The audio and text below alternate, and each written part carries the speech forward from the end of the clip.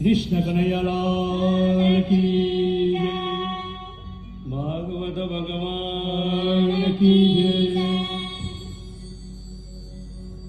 આજે નારેશ્વર અને દીવાપેટી ખાસ પધારેલા ગોપાલભાઈ અને કપિલભાઈને વિનંતી કે આપ વ્યાસપીઠ પાસે આવજો. ભાગવત સમિતિ દ્વારા આપનું આવકાર અને સન્માનની ઈચ્છા છે. આવો ગોપાલભાઈ.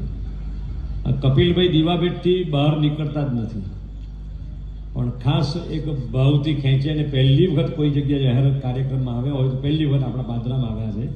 બંનેનું હૃદયથી આવકાર અને સાથે સ્વાગત છે. આવો બધા.